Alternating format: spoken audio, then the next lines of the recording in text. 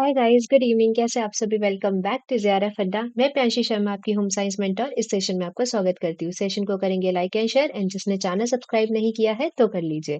If आप लोग UGC net का प्रिपेयर कर रहे हैं तो मैं आपको पेपर 1 में PD that is people development and environment and paper 2 में होम साइंस कवर कराती हूँ। जीआरएफ अड्डा प्रीमियम भी लॉन्च हो चुका है for the attempt of June 2025। अगर आप टारगेट कर रहे हैं जून 2025 को तो आप बैचेस में एनरोल हो सकते हैं। तो ये कंप्लीट आपको लाइव क्लासेस यहाँ पे मिलेंगी।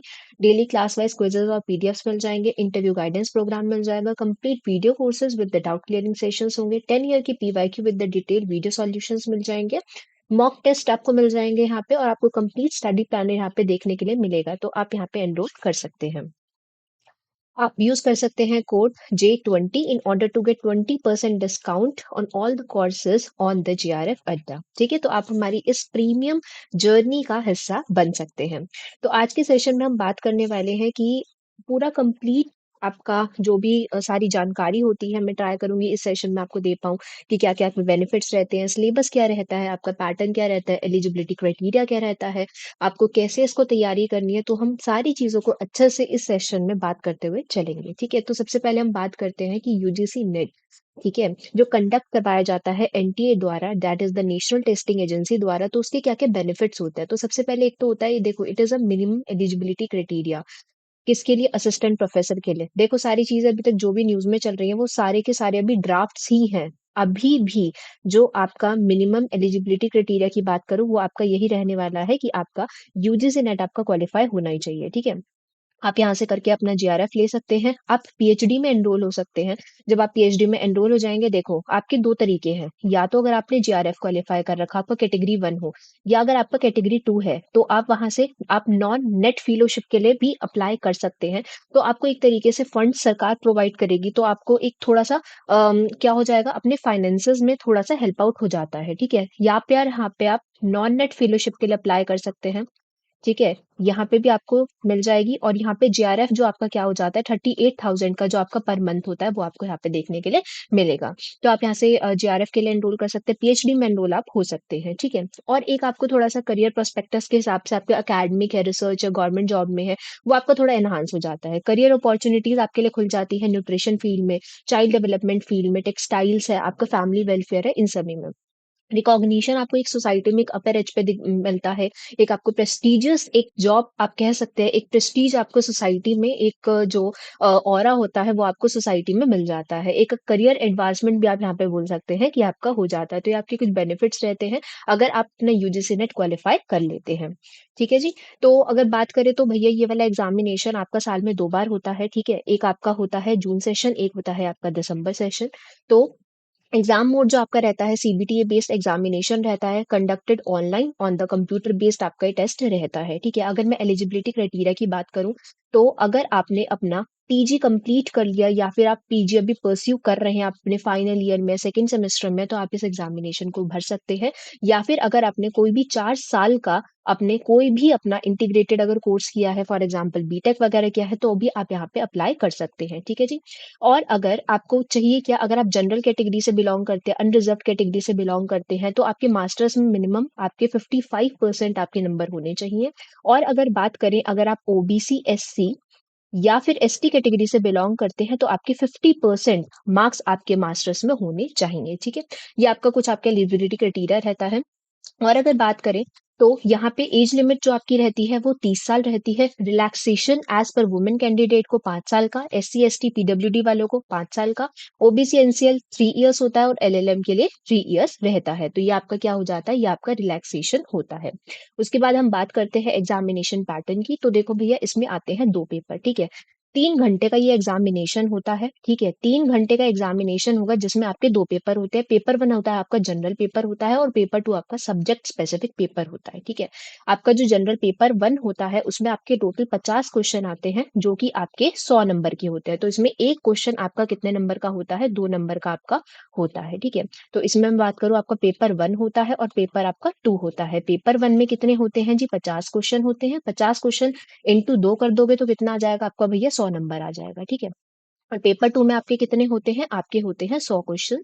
जो कि आपके हर होता each question is carrying the 2 marks, तो आपका कितना हो जाएगा, ये 200 मार्क्स का आपका क्या हो जाता है, पेपर 2 आपका रहता है। और भाई यहाँ पे कोई भी किसी भी तरीके की नेगेटिव मार्किंग नहीं है, ठीक है। आई होप आपको ये सारी चीजें तो काफी अच्छे से समझ में आ गई होंगी, ठीक है। अब हम नेक्स्ट चीज की बात करते हैं। नेक्स्ट आपका रहता है, देखो जी, नेट के लिए आपका कोई भी एज सच आपका एज क्राइटेरिया नहीं है, बट आपका जेआरएफ के लिए जो आपको अभी बताया उसके लिए आपका क्या हो जाता है, स्पेसिफिकली आपका जेआरएफ के लिए एज लिमिट रहता है, बट आपका नेट के लिए कोई भी एज लिमिट एज सच नहीं है, ठीक है जी। अब हम बात करते हैं अपने पेपर 1 की। तो पेपर 1 में क्या क्या आता है आपका, जैसे आपका टीचिंग एप्टीट्यूड है, रिसर्च एप्टीट्यूड है, कॉम्प्रिहेंशन है, कम्युनिकेशन है, मैथमेटिकल रीजनिंग एंड एप्टीट्यूड है, लॉजिकल रीजनिंग है, डीआई है, that is the data interpretation, ICT आ जाता है, information and the communication technology, PD आ जाता है, पीपल डेवलपमेंट एंड एनवायरमेंट, और आपका हायर एजुकेशन आपको यहाँ पे देखने के लिए मिलता है। तो ये आपका क्या हो जाता है, पूरा कंपाइल आपका पेपर 1 होता है, और ये आपका सेवियर की तरह और यही आपका गेम चेंजर की तरह भी काम कर सकता है। Being a home science student हमारा मैथ्स पे, डीआई पे, आईसीटी पे, इन सारी चीजों पे थोड़ा अच्छा पकड़ होना थोड़ा जरूरी होता है, कि जहां अगर हम अपने पेपर 2 में मार्क्स लूज करें भी, तो हम वहां से पेपर 1 को एज अ सेवियर की तरह यूज करके हम वहां से अपने वो मार्क्स फेच कर सकें, ठीक है। अब हम बात करते हैं पेपर 2 की। तो पेपर 2 में आपकी अगेन आपकी 10 यूनिट रहती है, जिसमें आपका जैसे कि food science and the food service management है, न्यूट्रिशन एंड डाइटेटिक्स है, आपका टेक्सटाइल्स है, अपरल डिजाइनिंग है, resource management and the consumer issues रहते हैं, आपका हाउसिंग एंड इंटीरियर डिजाइन है, एचडी आ जाता है आपका, that is the human development या फिर चाइल्ड डेवलपमेंट, आपका फैमिली स्टडीज है, कम्युनिकेशन फॉर डेवलपमेंट है, extension management and the community development, यहाँ पे आपकी पूरी की पूरी 10 यूनिट यहाँ पे आपकी रहती है। और यहाँ इन्हीं सारी यूनिट से आपके कितने का नंबर बनते हैं, आपके 200 नंबर बनते हैं, मतलब आपके 100 क्वेश्चंस इन यूनिट से आपका देखने के लिए मिलता है। प्लस इनके साथ एक इंटीग्रेटेड आपका हर यूनिट के साथ एक रिसर्च वाला पार्ट भी एड ऑन रहता है, ठीक है जी। अब हम बात करें कि इसका डिटेल सिलेबस क्या रहता है, तो अगर मैं यूनिट 1 की बात करूं, तो यूनिट 1 आपकी food science and the food service management है, जहां आपको फूड साइंस और न्यूट्रिशन के बारे में, प्रॉपर्टीज ऑफ फूड है, जो इसकी फिजिकल केमिकल प्रॉपर्टीज है, क्वालिटी वैल्यूएशन ऑफ फूड्स, उसके क्या क्या ऑब्जेक्टिव और सब्जेक्टिव जो भी आपके मेथड रहते हैं, और इस बार तो आपका इवैल्यूएशन से क्वेश्चन आया भी है, ठीक है। आपका जो इफेक्ट ऑफ कुकिंग है, आपका प्रोसेसिंग टेक्निक्स हो गया, न्यूट्रिशन कंपोनेंट्स हो गए, फिजिकल पैरामीटर्स है, फूड प्रिजर्वेशन आ जाता है, आपका एप्लीकेशन है, एडिटिव्स और पिगमेंट्स आ जाएंगे, आपके स्टैंडर्ड्स, फूड स्टैंडर्ड जो भी होते हैं आपके, एफएसएसएआई है, आपका आईएसओ है, ये सारी चीजें आपका देखने के लिए मिलेंगी। हैसअप आ जाता है इसके अंदर, माइक्रोबियल फूड सेफ्टी आ जाता है, फूड पैकेजिंग है, आपका perspective of the food service, आपका मेन्यू प्लानिंग है, फूड कॉस्ट एनालिसिस है, न्यू प्रोडक्ट डेवलपमेंट, नैनोटेक, ये थोड़ा सा नया टॉपिक है आपका, ठीक है। न्यूट्रास्यूटिकल्स वगैरह आजकल जो इस बार वाली में आपका जो क्वेश्चन आया था, अभी जो आपका एग्जामिनेशन हुआ है उसमें आपका न्यूट्रास्यूटिकल से भी क्वेश्चन पूछा गया है। तो आपका फूड सर्विस मैनेजमेंट है, इंस्टीट्यूशनल लेवल पे, हॉस्पिटल, एजुकेशनल इंस्टीट्यूशन, सोशल और स्पेशल इंस्टीट्यूशन में कैसा रहता है आपका, फिर रिसर्च मेथड आ जाता है। तो हर यूनिट के एंड में आपको एक रिसर्च मेथड का आपको देखने के लिए मिलेगा, रिसर्च का हर उसमें आपका एक इंटीग्रेटेड टॉपिक है, ठीक है जी। फिर हमारा यूनिट सेकंड है, जो कि आपका न्यूट्रिशन और डायटेटिक्स वाला है, ठीक है। तो ये जो फूड्स वाले जो हमारा, देखो यार, स्पेशलाइजेशन जो आपका होता है ना, आपका ग्रेजुएशन या फिर पोस्ट ग्रेजुएशन में, पीजी में तो हमें स्पेशलाइजेशन लेना ही पड़ता है। तो आपके जो एफएन वाले बच्चे हैं उनका यूनिट 1 एंड यूनिट 2 तो काफी अच्छा होता है, बट आपका जो यूनिट 3 और यूनिट 4 है उन पे उनकी थोड़ी सी पकड़ कम होती है, ठीक है। तो अगर हम बात करें तो आपका जो एफएन वाले बच्चों है, तो उनके लिए तो ये भैया एकदम बढ़िया वाली यूनिट रहती है, जैसे आपके जिसमें आपका फूड ग्रुप्स आ जाते हैं, जैसे आपका बैलेंस डाइट है, फूड पिरामिड है, मैक्रो माइक्रो न्यूट्रिएंट है, आपके न्यूट्रिएंट रोल क्या रहते हैं, आपकी डेफिशिएंसी से भर भर के क्वेश्चन आते हैं, ठीक है। इसमें ही आपका आरडी भी पूछ लिया जाता है। पब्लिक हेल्थ न्यूट्रिशन आ जाएगा, आपका जो न्यूट्रिशन डिफरेंट लाइफ साइकिल्स के थ्रू आउट होता है उसके बारे में, ग्रोथ और डेवलपमेंट है, कंसेप्शन टू एडोलेसेंस है, न्यूट्रिशनल नीड्स क्या रहती है, उनकी गाइडलाइंस क्या रहती है, ठीक है, through out the life cycle, and उनके न्यूट्रिशन कंसर्न्स क्या रहते हैं। आपका कम्युनिटी न्यूट्रिशन है, स्पोर्ट्स न्यूट्रिशन है, और आपकी इमरजेंसी और डिजास्टर में जैसे कि आपका फूड सिक्योरिटी वगैरह यहाँ पे आपको देखने के लिए मिलती है।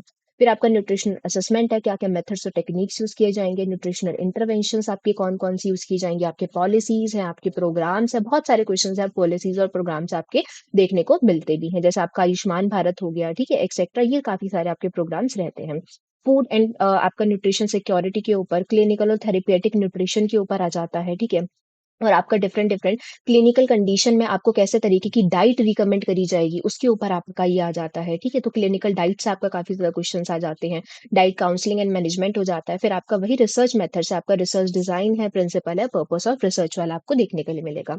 फिर आपका टेक्सटाइल वाला पार्ट आ जाता है, जिसमें आपकी काफी ज्यादा टर्मिनोलॉजीज पूछी जाती हैं, ठीक है, आपकी डिफरेंट तरीके की आपके फाइबर्स है, वीव्स है, यार्न्स है, आपके, और आपकी मैन्युफैक्चरिंग प्रोसेस क्या होता है आपका, नेचुरल फाइबर्स का, मैन मेड फाइबर्स का, उनकी प्रॉपर्टीज क्या है, जब आप उन्हें जलाओगे तो कैसी प्रॉपर्टीज होती है, ठीक है? तो उनको अगर आप माइक्रोस्कोपिक देखोगे तो उनकी क्या-क्या होती है, वो कैसे दिखते हैं, किडनी शेप कैसे होते हैं, तो ये सारी चीज़ें आपकी यहाँ पे देखने को मिलेंगी, ठीक है? डिफरेंट आपकी फैब्रिक कंस्ट्रक्शन है, आपकी वूवन है, निटेड है, नॉन वूवन फैब्रिक है, उनकी प्रॉपर्टीज, उनके यूजेस क्या रहने वाले हैं, आपकी टेक्सटाइल फिनिशेस, उनकी क्लासिफिकेशन क्या है, प्रोसेसिंग क्या है और आपकी पर्पस ऑफ फिनिश क्या होती है। तो अलग-अलग तरीके की फिनिशिंग जैसे कि क्लैंटरिंग है, स्काउरिंग है, एक्सेट्रा ये आपको देखने के लिए मिलेंगी। डाइंग और प्रिंटिंग फिर आपका आ जाता है। उनकी क्लासिफिकेशन हो गया, ब्लॉक प्रिंटिंग है, टाई एंड डाई है, बाटिक है, आपकी स्क्रीन पेंटिंग है, डिस्चार्ज है, आपका हीट ट्रांसफर प्रिंटिंग है, आपका डिजिटलाइज्ड प्रिंटिंग है, ये सारा आपको देखने के लिए मिलता है। ट्रेडिशनल टेक्सटाइल्स में one of the most important रहता है, जिसमें आपको अलग-अलग तरीके की जो आपकी ट्रेडिशनल टेक्सटाइल्स ऑफ इंडिया है, ठीक है? जैसे काशीदा ऑफ कश्मीर है, ये सारा आपको देखने के लिए मिलेगा, ठीक है? उनकी फिर सब क्लासिफिकेशन होती है, ये आपको क्वेश्चंस देखने के लिए मिलेंगे। जैसे कि आपकी कसूती ऑफ द कर्नाटका है, उसमें आपकी सब क्लासिफिकेशन गवंती, मुर्गी, नेगी, मेंथी होता है। तो इन सब के ऊपर आपके काफ़ी ज़्यादा देखने के लिए मिलता है। उसमें कौन से मोटिव्स यूज़ करे जाते हैं, उनकी क्या-क्या टेक्नीक होती है, उनके स्टेप्स भी पूछ लिए जाते हैं कई बारी, ठीक है? तो उनमें कौन-सा कलर, कौन-सा डिज़ाइन यूज़ किया जाता है, तो इससे काफ़ी ज़्यादा क्वेश्चंस बनते हैं, ठीक है? टेक्सटाइल की टेस्टिंग हो गया, क्वालिटी कंट्रोल हो गया, need of testing, sampling method हो गया, आपका टेस्टिंग ऑफ द फाइबर्स है, यार्न है, फैब्रिक है, गारमेंट है, testing of the colour fastness है, श्रिंकेज है, pilling and the GSM of the fabric आ जाता है। टेक्सटाइल और एनवायरनमेंट में आपकी बैंड डाइज़ कौन-सी हैं आपकी, कौन से वाले आपके कपड़ों पे जैसे कि आपका क्या है प्रोटीन फाइबर्स पे किस तरीके की डाई की जाएगी, नेचुरल फाइबर्स पे किस तरीके की डाई की जाएगी, काफ़ी ज़्यादा आपका देखने को मिलता है। आपकी इको फ्रेंडली टेक्सटाइल कौन-सी है, कंटामिनेशन और इफुलेंट ट्रीटमेंट क्या हो जाता है, इको लेबल है, आपके इको मार्क्स हो जाएँगे, रीसेंट डेवलपमेंट कौन-कौन सी हुई है आपकी, आपका नैनोटेक इसके अंदर आ जाता है, आपका टेक्निकल टेक्सटाइल है, ऑक्यूपेशनल क्लोथिंग है, zero waste designing, upcycling और रीसाइक्लिंग आपका इसमें पूछा जाता है। फिर आपका अगेन रिसर्च मेथड आपका आ जाता है जिसमें आपका type of research, descriptive, survey historical, qualitative, quantitative, analytical and action research आपका आ जाता है। तो हर यूनिट के एंड में आपको एक रिसर्च का टॉपिक देखने के लिए मिलेगा। तो आपके यहाँ पे इंटीग्रेटेड टॉपिक आपके रिसर्च के रहते हैं। फिर आपका फोर्थ वाला आ जाता है जो कि आपका अपैरेल डिजाइनिंग में जिसमें आपको बॉडी मेजरमेंट है, उनका प्रोसीजर, नीड्स, आपके बॉडी फिगर्स, एंट्रोपोमेट्री, ठीक है? आपके इक्विपमेंट और आपके टूल्स क्या रहते हैं, garment advancement, attachment use in the swing machine से क्वेश्चन आता है, आपके टाइप ऑफ द मशीन्स कौन से होते हैं, उनके पार्ट्स कौन से होते हैं, element and principal of design क्या होता है, आपका एप्लीकेशन क्या होता है अपैरेल में, इलस्ट्रेशंस आपके पार्ट ऑफ द गारमेंट्स है, आपके फैशन टर्मिनोलॉजीज है, फैशन साइकिल है, आपकी थ्योरीज पूछी जाती है, आपका फैशन एडॉप्शन थ्योरीज का क्वेश्चन आता है, फैशन फोरकास्टिंग क्या है, आपके कौन-कौन से फैक्टर अफेक्ट करते हैं फैशन को, इससे आपका देखने के लिए मिलता है। आपकी क्या है, आपका पैटर्न मेकिंग है, ड्राफ्टिंग है, ड्रेपिंग है, फ्लैट पैटर्न मेकिंग टेक्निक्स है, आपके पैटर्न अल्टरेशंस है, आपका डार्ट मैनिपुलेशन की कौन-कौन सी स्ट्रैटेजीज है, ये पूछ लेते हैं। फिर आपका यूनिट नंबर 5 आ जाता है जो कि आपका आरएम और कंज्यूमर इश्यूज का है, जिसमें आपके मैनेजमेंट के कॉन्सेप्ट, कौन सी अप्रोचेस, उसकी theories, management of the time, energy, money, space, motivating factors, उनकी थ्योरीज, डिसीजन मेकिंग के ऊपर आपका पूछ लिया जाता है। फंक्शन ऑफ मैनेजमेंट कैसे रहते हैं, प्लानिंग है, ऑर्गेनाइजिंग है, डायरेक्टिंग है, कोऑर्डिनेटिंग, कंट्रोलिंग, इवैल्यूएटिंग, सुपरविजन, ये सारी चीजें आपकी देखने को मिलती हैं। आपका फैमिली लाइफ साइकिल क्या रहता है, ठीक है? आपकी कॉन्ट्रैक्टिंग, एक्सपेंडिंग, बिगनिंग स्टेज, ये सारी स्टेजेस के ऊपर क्वेश्चन आ जाता है। Availability and the use of resources क्या रहते हैं, रिसोर्सेज का क्लासिफिकेशन, उनका कैरेक्टरिस्टिक्स, कौन कौन से factor affecting use, resource conservation, time management, work simplification, जिसमें आपके इकोनॉमिक्स टेक्निक्स वगैरह आपकी आ जाती हैं। Classes Mundell classes of chain से आपका क्वेश्चन आ जाता है, फैटीग और उनके मैनेजमेंट से आपका देखने के लिए मिलता है। Management of the natural resources जैसे land, forest, water, air, water harvesting, municipal solid waste management, आपका concept of the sustainable development SDGs में आपका जो कि पीडी वाला टॉपिक है इसके अंदर पूछ लिया जाता है।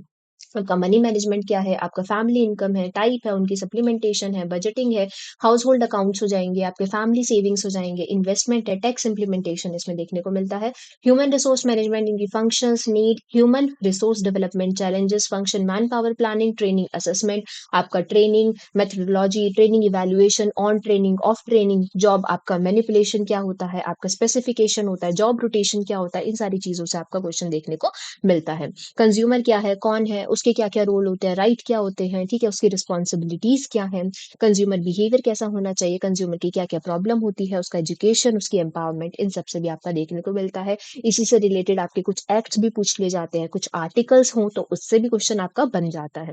कंज्यूमर प्रोटेक्शन हो गया, consumer organisation, cooperative alteration, redressal, standardisation, standard mark, quality control, buying gates, consumer legislation से भी क्वेश्चन आ जाता है।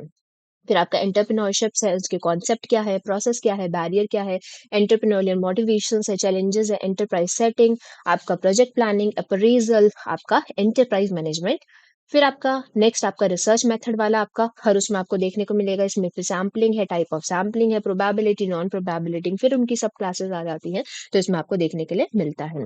फिर आपका यूनिट नंबर 6 है जो आपका हाउसिंग एंड इंटीरियर डिजाइन है, जिसमें आपके डिजाइन के फंडामेंटल कॉम्पोजिशंस, आपके elements of art, principle of design, principle आपके क्वेश्चन आ जाता है, कलर स्कीम से क्वेश्चन आ जाता है, आपका डायमेंशंस है, psychological effect of the colour है, कलर स्कीम्स है, factor affecting the use of the colour, आपका स्पेस प्लानिंग है, डिजाइन है, हाउसिंग नीड्स और इंपॉर्टेंट है उसका, फिर principles of the planning, space types of the house plan, economy in the construction, planning for the different income groups है, building regulation, जैसे आपका गृह वगैरह होता है तो इसका फुल फॉर्म वगैरह होता है, ठीक है।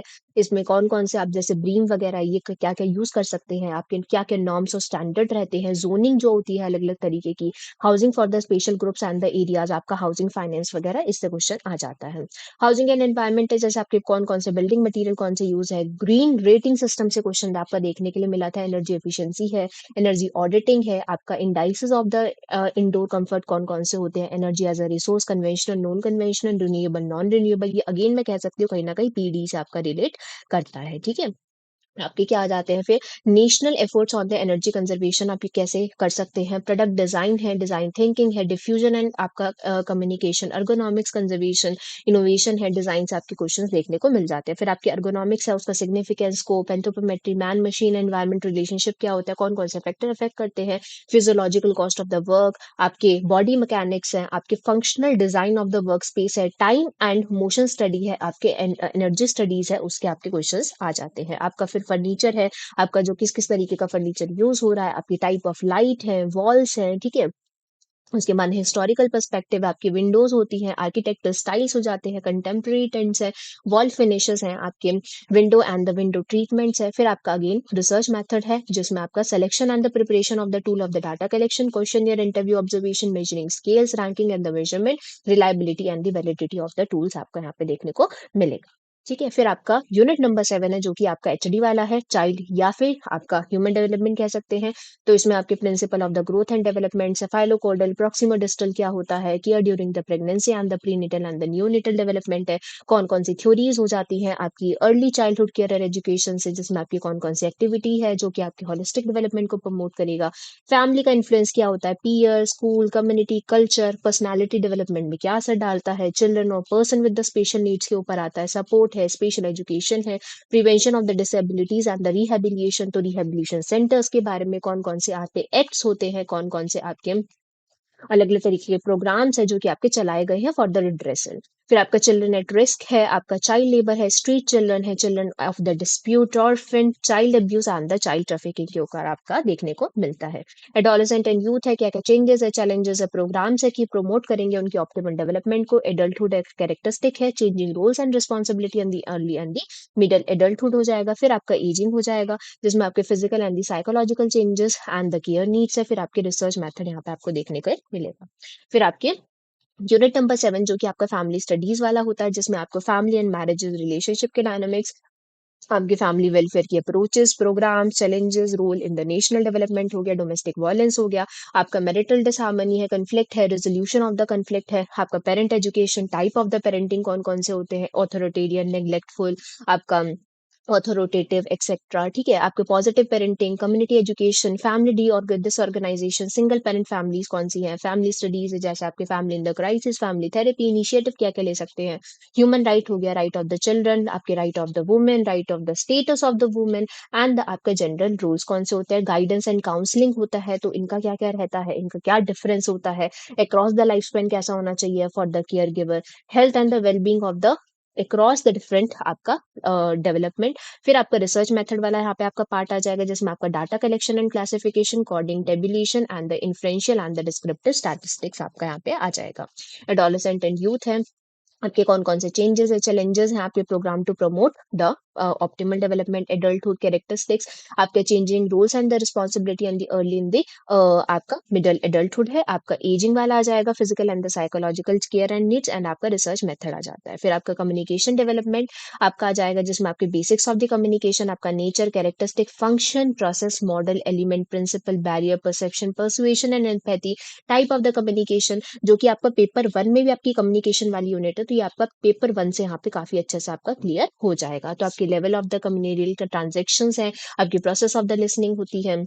फिर आपके कम्युनिकेशन सिस्टम है, आपके कम्युनिकेशन थ्योरीज है, human interaction theories, mass communication theories, message design theories, communication system, culture and the communication आ जाएगा। फिर आपका concept of the development theories, model, measurement and the indicators of the development, concept of the development, communication model and the approaches, diffusion, innovation model, mass media, social marketing, role of the communication in the development, need and the response, importance, development, journalism, writing for the development, print, radio, tv, आपका internet etcetera.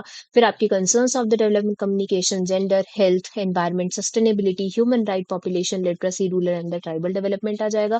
फिर आपका advocacy आ जाएगा, और BCC that is the behaviour change communication, जिसमें आपके कौन कौन से कॉन्सेप्ट्स हैं, थ्योरीज है, मॉडल्स है, अप्रोचेस है, एप्लीकेशन एंड चैलेंजेस यहाँ पे आपको देखने को मिलेगा। फिर आपके ट्रेडिशनल, मॉडर्न और न्यू मीडिया कौन से हैं, development of the folk forms of the songs, art, dance, theatre, puppetry, advertisement, cinemas, ICT for the development, community radio, participatory videos, social media and the mobile phones है। फिर आपके organisation, agencies, institution working for the development, communication, international, nation and the state and the local पे आपको कौन कौन से रहते हैं। फिर आपके अगेन रिसर्च मेथड वाला आपको यहाँ पे देखने के लिए मिलेगा, जिसमें आपके parametric and the non parametric test आ जाएंगे। फिर हमारी लास्ट यूनिट जो कि आपकी extension management and the community development की रहती है, जिसमें आपका हिस्टोरिकल पर्सपेक्टिव क्या है एक्सटेंशन एजुकेशन का, इंडिया में, अदर कंट्रीज में कौन लेकर आया था, ऑब्जेक्टिव क्या था जी, ठीक है। आपके एक्सटेंशन सर्विसेज क्या हैं, आपकी फिलॉसफी प्रिंसिपल्स क्या हैं, प्रोग्राम मैनेजमेंट में आपका नीड असेसमेंट सिचुएशन, तो इसके स्टेप से क्वेश्चन आपका यहाँ पे देखने को मिलता है, ठीक है जी, मॉनिटरिंग इवैल्यूएशन एंड ऑल। फिर आपके इसके मेथड्स और मटेरियल्स कौन कौन से हैं, इंटरपर्सनल, स्मॉल ग्रुप, आपके डिफरेंट एड से क्वेश्चन आपका देखने के लिए मिल जाता है, जैसे ऑडियो विजुअल है आपके, ऑडियो एड्स हो जाते हैं, ठीक है, आपके उनकी प्लानिंग, क्लासिफिकेशन, प्रिपरेशन, आपके फील्ड टेस्टिंग है, ठीक है, इवैल्यूएशन आपके कौन कौन से हम यूज कर सकते हैं टूल्स, करिकुलम डेवलपमेंट है, ब्लूम टेक्सोनॉमी है, इन सबसे आपके क्वेश्चन देखने को मिलते हैं। फिर आपका non formal, adult and life long education, उसका हिस्टोरिकल पर्सपेक्टिव क्या है, कॉन्सेप्ट्स है, थ्योरीज है, approaches, scopes, methods, material use, आपके challenges of the implementation and the evaluation, और कौन कौन से इश्यूज हैं जो कि यहाँ पे एड्रेस करने होते हैं। फिर आपका training and the skill development है, फिर आपका कैपेसिटी बिल्डिंग हो जाएगा, method of the training and evaluation, और आपका एंटरप्रेन्योरशिप डेवलपमेंट के ऊपर आपका आ जाता है।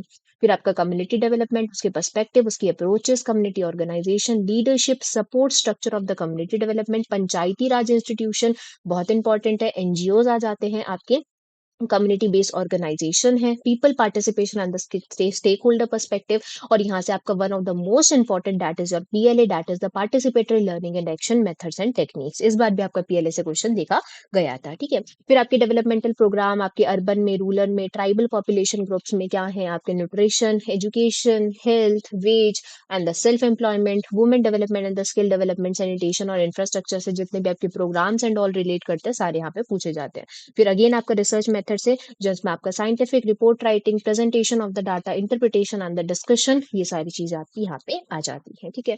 तो अगर मैं बात करूँ तो syllabus is just like a ocean, बहुत ज्यादा सिलेबस होता है। और अगर मैं बात करूँ तो कम से कम आपकी मिनिमम आपकी 6 से 8 महीने की तैयारी तो देखो इसमें लगेगी इस सिलेबस को कवर करने के लिए, ठीक है। मैं ऐसा क्यों कह रही हूँ, फर्स्टली एक तो पेपर वन में भी 10 यूनिट है, काफी ज्यादा वास्ट है। और being a home science student हमारा क्या हो जाता है, मैथ्स है, रीजनिंग है, आईसीटी वाला पोर्शन है, वो कहीं ना कहीं थोड़ा सा वीक रहता है, ठीक है। तो हमें थोड़ा सा अपने पेपर 1 पे पकड़ बनानी होती है। अगर मैं बात करूँ पेपर 2 की, देखो अगेन आई विल से कि आपका क्या हो जाता है, आपका ग्रेजुएशन या पीजी के अंदर क्या हो जाता है, हमारा स्पेसिफिकली कोई स्पेशलाइजेशन होता है, तो हमारे काफी जो अलग अलग पार्ट होते हैं। फॉर जैसे कि अगर मैं अपनी बात करूँ तो मेरा स्पेशलाइजेशन एफएन के अंदर था, फूड एंड न्यूट्रिशन के अंदर। तो मैं अपना बात करूँ तो मेरा जैसे आरएम वाला पार्ट हो गया, ठीक है, टेक्सटाइल वाला पार्ट हो गया, तो मेरी अपनी प्रिपरेशन के दरमियान मेरे ये वाले पार्ट में कहीं ना कहीं थोड़ा सा मतलब वीक साइडर पे थे। अगर मैं बात करूँ तो यही चीज हमारी होती है, बट हमारे पेपर में तो क्या है, होम साइंस में तो सारी चीजें आएंगी, करनी तो हमें सारी है, तो मिनिमम आपको 6 से 8 महीने की तो देखो आपको तैयारी लगेगी ही।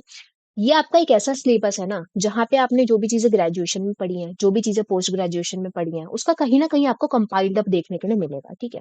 तो अगर हम इसकी तैयारी करना चाहते हैं तो देखो यार, प्रीवियस ईयर पेपर को एनालाइज करना, उसकी एनालिसिस करके पढ़ना बहुत ज्यादा इंपॉर्टेंट है। और अगर हम बात करें किसी भी बुक की, आप यार देखो मार्केट में खुद देखो, मार्केट में ना कोई एक ऐसी बुक आपको स्टैंडर्डली ऐसी नहीं मिलेगी जिसमें आंसर्स बिल्कुल एकदम एक्यूरेटली ठीक हो, ठीक है। अगर मैं खासकर इंग्लिश वाले बच्चों की बात करूं, है ही नहीं बुक। अब इंग्लिश की बात करो तो इंग्लिश वाले बच्चों की खासकर आपको क्या मिल जाएगी, या तो अरिहंत मिल जाएगी या तो ट्रू मैथ्स मिल जाएंगी। बट उनमें आपका सिलेबस अपडेटेड है ही नहीं। क्यों नहीं है, ऐसा मैं क्यों कह रही हूँ? आप किसी भी यूनिट की अगर आप बुक उठाओगे ना, यूनिट वाइज हमको क्या चाहिए यार, एक अच्छी प्रिपरेशन के लिए कि यार मैंने एक यूनिट अच्छे से पढ़ लिया, ठीक है, मैंने प्रीवियस ईयर पेपर एनालाइज कर लिए, ऐसे ऐसे 2-3 पेपर मैंने एनालाइज करे, उसके बाद मेरे को ये पता लग गया कि भाई ये चीजें ऐसी ऐसी पूछी जा रही है, ठीक है। उसके बाद मैंने अपना साइड में सिलेबस खोला, अब मैं पढ़ना स्टार्ट कर दी, ठीक है, सारी चीजें करी, अच्छे से करा। अब मेरे को चाहिए क्या, मैंने एक यूनिट प्रिपेयर कर लिया, अब मैं उसी यूनिट के पीवाईक्यूज कर लूं। बट जैसे अरिहंत जैसी बुक्स हो गई या फिर आपकी ट्रूमेंस वाली बुक हो गई, ठीक है, आपको हर यूनिट के बाद एकदम अच्छे से, एकदम निचोड़े हुए पीवाईक्यूज नहीं मिलने वाले, ठीक है। तो यही चीज, यही मैंने अपनी प्रिपरेशन के टाइम पे ये चीज फेस करी थी, तो आई वाज लाइक कि ये चीज मैं अपने बच्चों के साथ नहीं होने दूंगी, ठीक है। और जो बच्चे मेरे साथ इस एग्जामिनेशन की आगे तैयारी में जुड़ना चाहते हैं, वो ये सेम चीज तो फेस बिल्कुल नहीं करने वाले, ठीक है। अब मैं करने क्या वाली हूँ, तो मैं आपके लिए जब प्रीमियम बैच लेकर आई हूँ, तो इसमें मैंने यही चीज आपके लिए सबसे पहले यही चीज केटर करते हुए चलिए। देखो, एक चीज क्या होती है, हमारे पास ना इतनी सारी चीजें हैं, ठीक है, ये इंपॉर्टेंट है कि क्या पढ़ना है, क्या छोड़ के जाना है, और कितना पढ़ना है।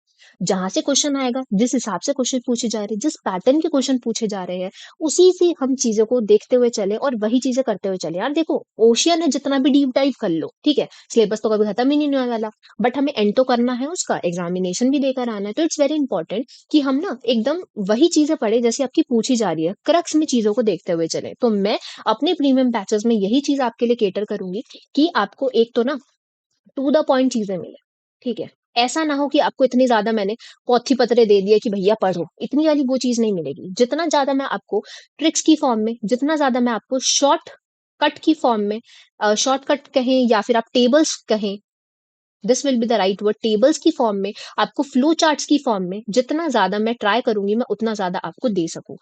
क्योंकि हमें एंड मौके पे भी जब आप रिवीजन करने बैठोगे, आप अपने मेरे साथ खुद भी नोट्स बनाने बैठोगे, तो इट्स वेरी इंपॉर्टेंट कि आपको ना सारी चीजें टू द पॉइंट होती हुई चले, ठीक है, कि इसमें ऐसा होता है, इसमें ऐसा होता है, ठीक है। अब हम करेंगे कि अपने बैचेस के अंदर फर्स्टली हम अच्छे से यूनिट को खत्म करते हुए चलेंगे। मैं आपको सारी चीजें अच्छे से कराऊंगी। भाई मैंडेटरी है आपके सेल्फ नोट्स बनाना, तो अपने सेल्फ नोट्स जरूर बनाते हुए चलना, बहुत इंपॉर्टेंट रहेगा। चाहे अपने लैंग्वेज में, चाहे हिंदी में, इंग्लिश में, अपनी लैंग्वेज में, चाहे मिक्सअप करके अपनी व्हाट्सएप वाली लैंग्वेज में ना अपना छोटा सा लिख लेना कि इसमें ऐसा होता है। फॉर एग्जाम्पल, जैसे मैंने आपको सिंथेसिस बताया या मैंने आपको रिट्रोग्रेडेशन बताया, तो उसमें क्या होता है, मैं आपको चीजें बता दूंगी, अपने उसमें बस हल्का सा वो लिख लेना कि अच्छा इसमें ये होता है, ऐसा सा होता है, ठीक है। आपको शॉर्ट फॉर्म में सारी चीजें, आपको फ्लो चार्ट्स की फॉर्म में समझाना, अच्छे एग्जाम्पल्स देना, सारा मेरा काम रहेगा, ठीक है। बट आपको वो चीजें याद रहे, आप शॉर्ट नोट्स अपने इसलिए बनाते हुए चलना, ठीक है, मेन मेन पॉइंटर कर लेना। उन नोट्स की रिवीजन बहुत इंपॉर्टेंट होगी, टाइम टू टाइम उनकी रिवीजन करते हुए चलना, ठीक है। आपने जैसे कि आपने वीक में पूरा जितना पढ़ा है, अपना भी संडे के दिन बैठ जाना, भैया जितना हफ्ते में पढ़ा है हमने, वो सारा का सारा मेरे को अच्छे से रिवाइज करना है, ठीक है, अच्छे से रिवीजन करते हुए चलना, ठीक है। उसके बाद जब सारा हो जाएगा, जब मेरी एक यूनिट खत्म हो जाएगी, उसी से रिलेटेड मैं पीवाईक्यूज मैं कराऊंगी, जहां पे मैं अपने जितने भी अभी तक जितने पीवाईक्यूज आपके पूछे गए हैं, ठीक है, आपके खासकर रिसेंट वाले जितने पीवाईक्यूज रहेंगे, ठीक है, आपके 2018 से आपके 2000, अब तो देखो 24 वाला भी हो गया है, इन सबको एनालाइज करते हुए जितने भी आपके पीवाईक्यूज से हर यूनिट के हिसाब से क्वेश्चन बनते हैं, मैं आपके लिए यूनिट वाइज सेग्रीगेट करके क्वेश्चंस मैं लेकर आऊंगी आपके लिए, ठीक है, ताकि आपको वो दिक्कत ना हो कि यार इस वाली यूनिट में से ना यार ऐसा कैसा क्वेश्चन बन गया, ठीक है, जो हम कहते हैं ना यार आउट ऑफ द बॉक्स चीजें आ गई हैं, आउट ऑफ द बॉक्स चीजें आ गई हैं, ऐसा लग ही नहीं रहा है। देखो, मैं मानती हूँ कि आपका 30%, 20% आपका क्या होता है, थोड़ा सा आपका डिफरेंट पूछ लिया जाता है। जैसे कि इस बार आपका एक ल्यूमिनेसेंस से क्वेश्चन आया था, आपका क्या हो जाता है, ल्यूमिनेंस है आपका क्या हो जाता है, उसकी एक टेबल से ना आपका ऐसा यूनिट करके क्वेश्चन दे रखा था, ठीक है। अब ये कहाँ से रिलेट करता है, ठीक है,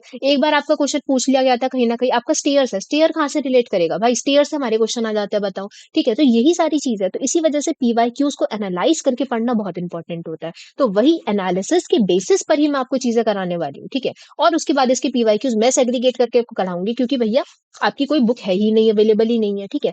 तो यही चीज़ है, आप अच्छे से सारी चीज़ों को आपके एंड से बस ये चीज़ रहेगी कि आप अपने एक तो छोटे-छोटे बस पॉइंट-पॉइंट में अपने सेल्फ नोट्स बनाते हुए चलो, साथ-साथ रिवीजन करते हुए चलो और भैया एक कंसिस्टेंसी इज़ द की। मैं वही चीज़ बोलूँगी, कंसिस्टेंट रहना भैया।